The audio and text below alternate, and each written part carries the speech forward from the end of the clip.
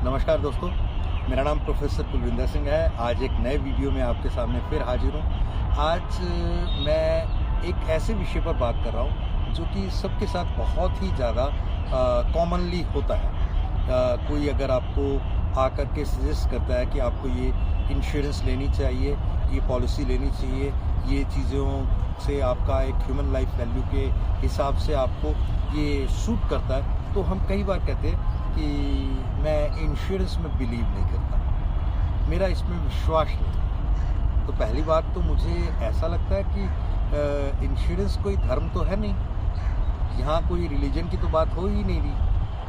आपकी सेविंग्स करना, कोई बचत करना अपने जीवन के पॉइंट ऑफ व्यू से एक आपकी एक हैबिट का हिस्सा हो सकता है, एक रुझान हो सकता है अपनी चीज़ों को व्यवस्थित करने का।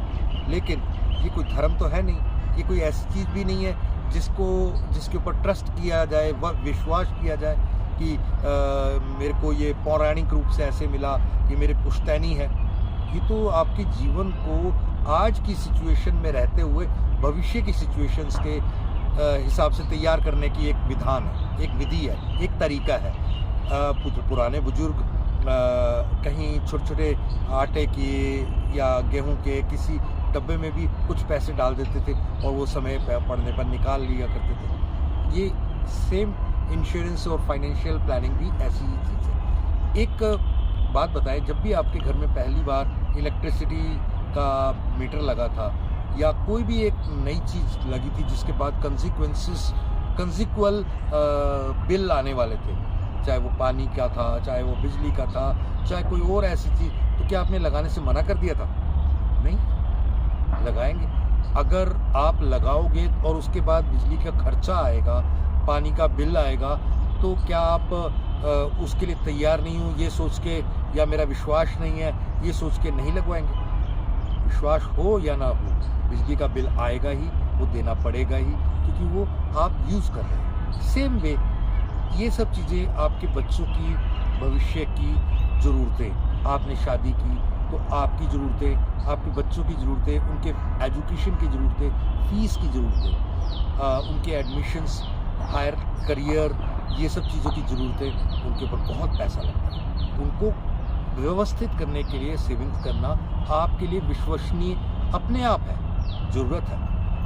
एक बड़ी बात, उनकी शादियाँ करना, उनके लिए फ्यूचर की चीज़ों को टेकअप करना, ये ज़रूरी चीज़ है, उसके लिए बहुत पैसा लगता है। उनका इंतज़ाम हमारे विश्वास या ना विश्वास की लॉजिक नहीं है, उसका लॉजिक ये है कि हमारी ज़रूरत है। और इसके अलावा LIC जैसी कंपनी के ऊपर कोई विश्वास करे ना करे, उससे LIC को फ़र्क नहीं पड़ता। 33 करोड़ के करीब, भारत की टोटल आबादी का 1/4 करीब एक तिहाई भी ही समझ लीजिए, भारत की इंसानों की गिनती का 1/3 के आसपास जो व्यक्ति हैं, उतनी पॉलिसीज़ LIC बेच चुकी है। इतनी बड़ी एक संस्था जो कि वर्ल्ड की अगर देखा जाए ना, तो जनसंख्या वाइज सबसे ऊपर इंडिया आता है, दूसरे नंबर पे चाइना, इंडिया चाइना आपस में थोड़ा बहुत फ़र्क है, तीसरे नंबर पर जब अमेरिका आएगा, अमेरिका से पहले एक कंट्री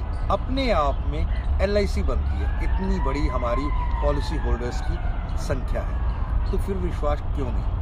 इतना बड़ा विश्वास तो ऑलरेडी LIC ने जीत रखा है। इसके अलावा हमारे प्रोडक्ट्स में वो जान है, वो एक ख़ास बात है जो हर एक के लिए इम्पॉर्टेंट है। हाँ, अगर आपका विश्वास ऑनलाइन या ऑफलाइन में किसी एक चीज़ पे नहीं है, तो उसके लिए आपको प्रॉपरली सर्टिफाइड एक ऐसे एजेंट के साथ जुड़ना चाहिए जो USA से भी सर्टिफाइड हो, इंडिया से भी सर्टिफाइड हो, म्यूचुअल फंड से भी सर्टिफाइड हो, और कंप्लीट फाइनेंशियल प्लानिंग एक्सपर्ट हो, उसके लिए उसको सर्टिफिकेशंस मिल चुके हैं। ये सारी चीज़ें अगर आपके पास है, तो आपका विश्वास पक्के तौर पर अपने भविष्य को सुनिश्चित करने के लिए, अपने परिवार के भविष्य को सुनिश्चित करने के लिए होना ही चाहिए। ऐसा मेरा विश्वास है। Thank you.